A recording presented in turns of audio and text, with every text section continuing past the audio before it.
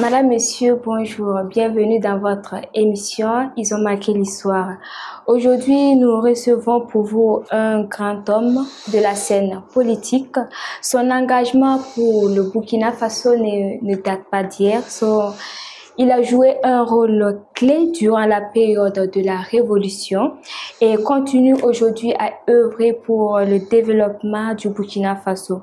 Son parcours marquant et ses décisions influentes fait de lui un acteur incontournable de l'histoire contemporaine du Burkina Faso.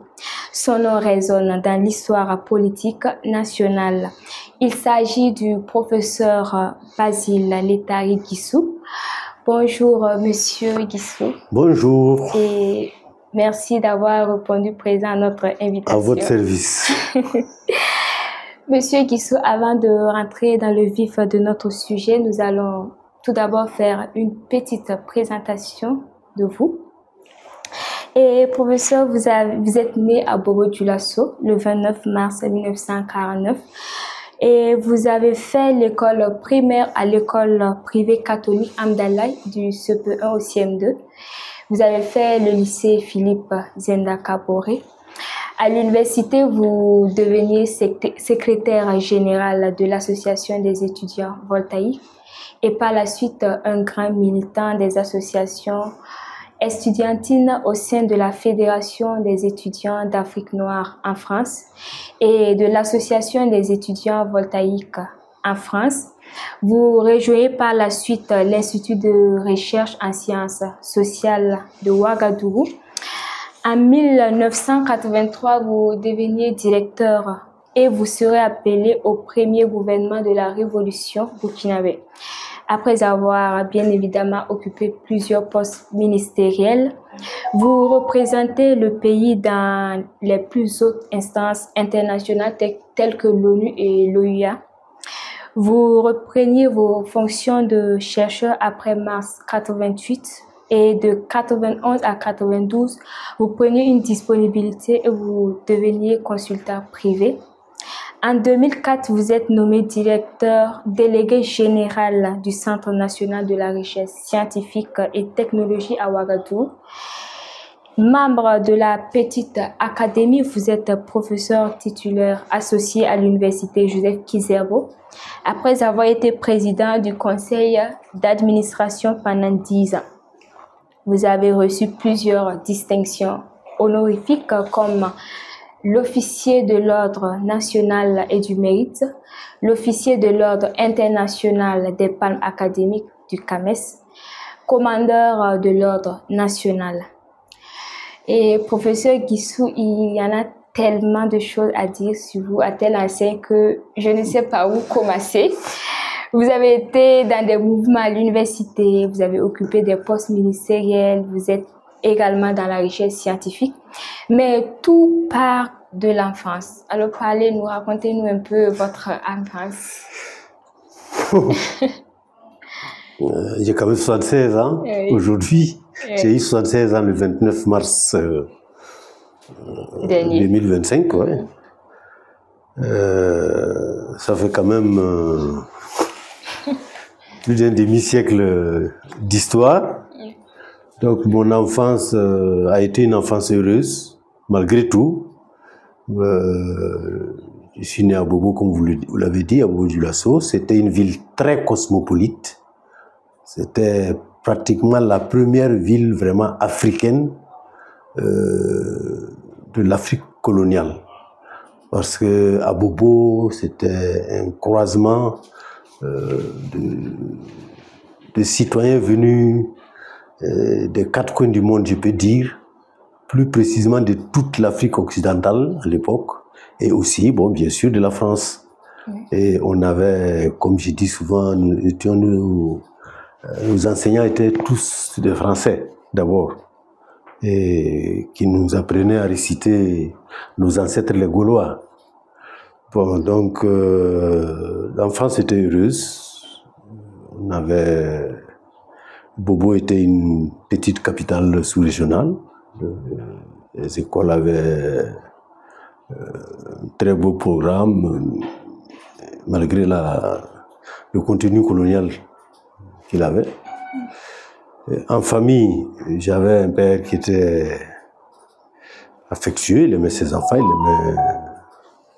il nous aimait bien, mais il était sévère par rapport au travail, à l'école, ce qui nous a quand même mis un peu le pied à l'étrier pour réussir un peu un temps soit peu nos études primaires, ce qui a fait que je pense que j'ai été marqué par la ville de Bobo, l'ambiance qui y régnait à cette époque-là, et qui a fait de moi, je pense, un jeune qui a eu un éveil très précoce, ouais, surtout aux affaires politiques. Je me souviens que j'ai été avec mon père et mon frère aîné sur la dépouille mortelle de Ouézin Koulibaly, qui a été exposée en septembre 1958 à la mairie de Bobo-Dioulasso. Et on défilait, parce que bon, moi j'avais à peine 9 ans, et il fallait aller. C'est la première fois que je regardais un cadavre et un corps d'une personnalité de cette envergure-là, parce que quand même, Ouézin Koulibaly, c'était un mythe à l'époque, déjà. Donc voilà un peu une image que je garde, qui nous a mis un peu au diapason de l'histoire politique. Vous avez fait le primaire dans une école catholique, oui, et vous avez milité également au sein des mouvements. Vous avez fait partie de ceux qui étaient de la gauche. Oui. La gauche révolutionnaire, il faut ajouter. La gauche révolutionnaire, oui, ayant fait une école catholique. Cependant, que pensez-vous des catholiques? Non, l'école à l'époque catholique n'avait pas du tout le caractère qu'on lui a connu peut-être après. Elle était plutôt laïque, je pense. On n'avait pas beaucoup de rapport avec la religion catholique, peut-être aussi parce que Bobo n'était pas une ville particulièrement catholique de par sa population. Donc il y avait plus de musulmans oui, que de catholiques. Nettement plus. Okay. Le quartier dans lequel je vivais, à part les fonctionnaires, les quelques fonctionnaires qu'il y avait, Diaradougou, comme on l'appelait, c'était le quartier des Lions, était majoritairement habité par des musulmans. Et en tout cas, 90% de mes amis d'enfance étaient des musulmans. Donc la religion chrétienne n'a pas beaucoup influencé mon évolution, puisque je suis venu à Ouagadougou, au lycée Philippe Zenda Kaboré à 13 ans. Après, j'ai fait l'université de Ouagadougou, qui s'appelait à l'époque Centre d'enseignement supérieur, jusqu'à la licence. Et c'est par la suite que, bon, là c'était même, je m'en souviens avec beaucoup d'émotion, parce que je viens de perdre un ami d'enfance. C'est le fils aîné du général Sangoulé Lamizana, Lassina Lamizana, qui était mon voisin de classe à l'école primaire, et que j'avais perdu de vue après l'école primaire, et en étant secrétaire général de l'association des étudiants voltaïques de Ouagadougou à partir de 1972-73, pour raison de grève et de manifestation, j'avais été emprisonné et j'ai été libéré. Et le président de la Lamizana Sangoulé a reçu tout le bureau des étudiants, des grévistes. Et puis il nous a dit: mes enfants, je suis désolé pour vous, je ne suis pour rien dans ce qui vous est arrivé à la prison, mais j'ai donné des instructions à mon ministre de l'Éducation nationale, qui était M. Charles Tamini, pour qu'ils vous inscrivent tous dans des universités françaises. Parce que j'ai appris qu'en France, on peut faire les études et la politique. Donc mais pas à Ouagadougou ici. Oui, donc votre emprisonnement, si on peut le dire, était une erreur? Ça ne devait pas arriver. Ah non, ça c'est lui qui peut décider, c'est lui le pouvoir. Je ne pas moi. Donc, effectivement, c'est comme ça que j'ai été expulsé sur la France pour continuer mes études et où j'ai retrouvé donc Lassina Lamizana qui aussi faisait l'école de santé militaire. Il a été pharmacien. Voilà. Et durant votre parcours scolaire et estudiantine, quels ont été les meilleurs moments et les pires moments que vous avez vécus? Les meilleurs plutôt que les pires, parce que j'ai pour principe de ne pas m'attarder sur ce qui a été mauvais. Je suis un optimiste par nature, je positive et je pense qu'il faut regarder toujours du côté du verre à moitié plein plutôt que le verre à moitié vide. C'est ça. Donc mes souvenirs, ce sont des souvenirs qui m'encouragent à aller de l'avant. C'est mes réussites, c'est les grands pas que j'ai effectués avec mes camarades dans la recherche de la réalisation de notre idéal politique que nous avons défini depuis 1978 au sein de l'Association des étudiants voltaïques en France, à travers la définition de la ligne politique que la révolution doit suivre dans mon pays pour pouvoir libérer mon peuple. Donc à l'époque on parlait donc de la ligne politique anti-impérialiste conséquente, de la réalisation d'une révolution démocratique et populaire au service de la large masse populaire de notre pays et de la nécessité de libérer les forces productives pour un développement capitaliste national contre le capital colonial, néocolonial étranger, qui étouffait les génies créateurs de notre peuple. Voilà un peu pourquoi j'ai été engagé, volontaire, dans la réalisation de la révolution démocratique et populaire avec le capitaine Thomas Sankara après le 4 août 1983. Ça, c'est un grand moment de ma vie et je suis très loin de me présenter comme étant le tortionnaire, les antidémocrates et les partisans de la violence aveugle dont on veut accabler la période, 1983 à 1987. Je refuse de me présenter comme étant ceux qui ont tiré mon pays en arrière, bien au contraire. Je pense que la révolution a permis un grand bond en avant du peuple burkinabé. Est-ce qu'il vous arrive de fois d'avoir la nostalgie de cette révolution? Vous ne pouvez pas aujourd'hui vous mettre à regretter 1983 qui ne reviendra pas, ça c'est clair. Je pense que vous pensez comme moi. Voilà, donc c'est aujourd'hui, avec les problèmes d'aujourd'hui, qu'il faut trouver les solutions d'aujourd'hui. Oui. Voilà. Même si, comme on dit, l'expérience, c'est une lampe qui éclaire, mais malheureusement souvent dans le dos. Oui. Donc l'expérience d'hier éclaire pour le chemin d'aujourd'hui. Voilà. Et professeur Guissou, votre parcours dans la politique n'a-t-elle pas débuté au sein de la Fédération des étudiants et noirs d'Afrique? D'Afrique noire en France. Oui, d'Afrique noire en France. Non, mais j'ai quitté ici, comme je vous ai dit, comme on m'a sorti de prison pour m'envoyer à Paris. Et j'ai continué là-bas. Donc la FEANF, la Fédération des étudiants d'Afrique noire en France, était un cadre, je dirais, taillé à ma mesure. Je suis allé rentrer dedans comme une chemise taillée à ma mesure parce que c'est là-bas que j'ai découvert les théories révolutionnaires, les théories du combat et les techniques du combat révolutionnaire qui se déroulaient à l'époque dans le monde entier.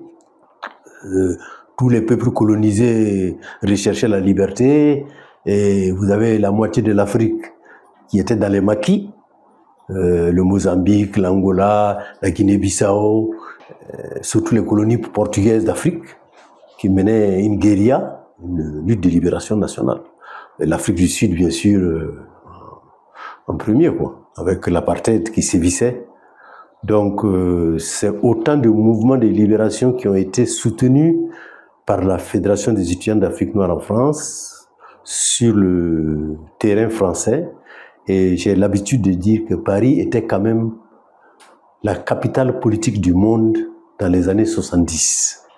Il n'y a pas un conflit mondial qui n'a pas trouvé sa solution dans des discussions à Paris. L'exemple type, c'est la guerre du Vietnam. C'est au château de Fontainebleau qu'a eu lieu les discussions entre Kissinger, le ministre américain des Affaires étrangères, et Lê Duc Tho, le ministre vietnamien des Affaires étrangères, pour aboutir aux accords de Paris qui ont amené la paix au Vietnam, la fin de la guerre. Voilà. Et en plus de la Fédération des étudiants d'Afrique noire en France, il y a eu l'OCV. Vous avez également... Oui, nous avons créé, moi je n'ai pas créé le PAI, mais il y avait 3 grands courants politiques. Il y avait le RDA, Rassemblement démocratique africain, qui était depuis 1950 passé du côté du colonialisme français, avec Houphouët-Boigny donc comme chef de file. Il y a eu le MLN, Mouvement de libération nationale du professeur Joseph Kizerbo, qui était réformiste, Mouvement de libération nationale, qui voulait du socialisme africain, qui refusait la violence, bon, bref, très humaniste, que nous, révolutionnaires, ne pouvons pas suivre. Et il y a eu le Parti africain de l'indépendance, qui était marxiste-léniniste, qui défendait la voie du socialisme scientifique. Donc, c'est les 3 courants qui ont existé. Donc, l'OCV, le PCRV, l'ULC, l'UCB, le GCB, etc., sont tous sortis du PAI, qui était l'extrême gauche, comme diraient les Français. Mais ici, au Burkina, je ne ferai pas la même classification. Voilà. Mais vous avez décidé particulièrement de militer avec ceux de la gauche. Pourquoi cette décision? Parce que c'est la gauche qui défendait les intérêts des peuples. Je vous précise que le RDA, Rassemblement démocratique africain de Félix Houphouët-Boigny, jusqu'en 1950, n'était soutenu que par le Parti communiste français, qui avait 25% de l'électorat de la France en 1945, à la fin de la guerre. Et on appelait le Parti communiste le parti des fusillés. Et les Allemands ont tué beaucoup de communistes français. Et le général de Gaulle était obligé de composer avec les révolutionnaires, les communistes français, contre l'avis des Américains, qui avaient quand même aidé à la victoire contre l'Allemagne nazie. Donc c'est pour te dire que la crainte ou bien la peur du communisme de la gauche n'existait pas en Afrique. Parce que les Africains ont été soutenus par les forces de gauche du monde entier. Il y avait l'Union des républiques socialistes soviétiques, il y avait la Chine communiste, et jusqu'à aujourd'hui, je suis désolé, mais ce n'est pas sur comment il s'appelle, Bush ou bien Trump, qu'il faut compter pour libérer l'Afrique, quoi. Je suis désolé. Et vous avez beaucoup influencé la politique burkinabé. Certaines parlent positivement, d'autres ont des avis contraires, en affirmant plutôt que vous ne vous entendiez pas entre vous et l'OCV. Entre l'OCV du moins et l'ULC, parce que vous avez tantôt parlé de l'ULC. Non, comme je vous dis, dans le camp de gauche, il y avait le PAI, la gauche révolutionnaire. C'est vrai que la gauche a fauté dans son incapacité à rassembler le plus large possible, même au-delà de ses rangs. Donc dans ses rangs déjà, ça n'allait pas, puisque comme je vous disais, il y a eu le PAI, il y a eu l'OCV, il y a eu l'ULC, il y a eu le PCRV, il y a eu le GCB. Bon, donc ça veut dire qu'il n'y avait pas entente et rassemblement. Ce qui a été une faiblesse congénitale, je dirais, de la gauche au Burkina Faso. Mais vous, à l'époque, est-ce que vous n'avez pas eu, puisque quand vous étiez au Burkina, vous avez été emprisonné suite à une grève, même si après ils se sont excusés et puis vous ont envoyé en France. Mais est-ce qu'une fois en France, vous avez continué également dans la politique? Est-ce qu'à un moment donné, vous n'avez pas eu peur, surtout que vous étiez à l'extérieur, vous n'étiez plus au pays? Au contraire. Plus vous êtes loin du pays, plus vous aimez votre pays. C'est bizarre, mais c'est comme ça. Mon patriotisme, mon amour de mon pays, je l'ai plus vécu en étant en France qu'en étant au Burkina tout le temps de mes études. Parce que quand j'étais à Ouagadougou avec toutes les préoccupations de la vie de tous les jours, j'avais très peu de temps de recul pour penser mon pays, voir ses bons côtés, les aspects positifs de la vie au Burkina. Mais une fois à Paris, dans la grisaille parisienne, j'ai compris jusqu'à quel point mon pays m'était cher. Et je dis souvent que c'est l'exil, c'est une université pour les révolutionnaires. Mais on ne cherche pas l'exil, on subit l'exil. Et j'ai vécu avec beaucoup d'exilés en France. Parmi eux, je peux citer le président guinéen Alpha Condé, qui était en France depuis 1958 et qui n'est rentré que dans les années 90, qui a été condamné à mort dans son pays à l'époque. J'étais avec lui presque tous les jours à Paris et il me racontait ses ressentiments. Moi j'avais un pays, lui il n'en avait pas. Et il avait un pays, la Guinée, mais il ne pouvait pas rentrer en Guinée. Donc il passait ses vacances ici, avec nous. En 1983, au déclenchement de la révolution, l'ULC a accepté de soutenir Thomas Sankara, et ce qui n'était pas le cas du PCLV. Oui. Et pourquoi avez-vous choisi de soutenir cette révolution? Parce que c'était ma révolution. Oui. Je vous ai dit tantôt que nous avons, en 1978, opté pour la révolution démocratique et populaire, opté pour la ligne anti-impérialiste conséquente, ce que le PCRV n'a pas fait. Le PCRV parlait de révolution nationale, démocratique et populaire et parlait de haute volta.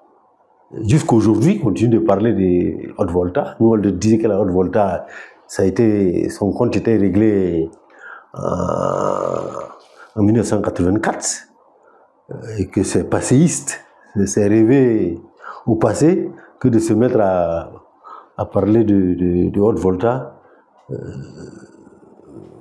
de nos jours. Voilà. Donc on ne pouvait même pas être d'accord. Et jusqu'à demain. Nous disions à l'époque 2 lignes politiques, 2 pratiques politiques. Et vous avez été également arrêté en 87. Oui. Est-ce que vous pouvez nous dire pourquoi, quelles ont été les raisons? J'étais à côté ici. Vous allez rentrer et leur demander. C'est ça la gendarmerie. Moi-même, on ne m'a jamais posé de questions. Non, en fait, c'est là, c'est à côté ici. Oui. Qu'est-ce qu'on vous reproche? En fait, je vous dis que vous allez leur demander. Moi, je ne peux pas vous répondre. Non, il faut... Je n'ai pas tué, je n'ai pas volé, je n'ai pas menti, je n'ai pas retiré le bien qui n'était pas le mien. Donc, je ne me reproche rien. Donc, ils vous ont juste arrêté injustement. Si vous pensez que c'est juste ça, que c'est juste... On m'a torturé injustement. Torturé pendant 4 mois. Voilà. Et j'ai passé 2 ans sans salaire dans ce pays. Sans qu'on me dise jusqu'à l'heure où je vous parle pourquoi. Personne ne s'est assis devant moi me dire, voilà, Monsieur Guissou, voilà ce qu'on vous reproche, voilà pourquoi on vous a fait tout ce qu'on vous a fait. Mais pour moi, c'est le prix que je paye, le prix de mes convictions, le prix de mon engagement. Je ne regrette pas. Si c'est à refaire, je referai la même chose que j'ai eu à faire. Et au vu de toutes ces expériences dans la Révolution, quelle est la leçon que vous tirez de tout cela? Ça mérite d'être vécu. L'engagement politique, ce n'est pas à regretter. Je plains ceux qui n'ont pas d'idéal. Parce que pour moi, il n'y a rien de plus sublime que de se sacrifier pour une cause, mais une cause collective, communautaire, pour son pays, pour son peuple. Rien ne peut remplacer ça. Donc, Madame, Monsieur, c'est tout pour cette première partie de votre émission. Nous étions avec le professeur Basile Tariguissou, que nous tenons à remercier. Merci, professeur, pour la disponibilité et le temps accordé. Et à vous, chers téléspectateurs, on se donne rendez-vous la semaine prochaine pour la suite de cette émission. À très bientôt sur Fadima Web TV.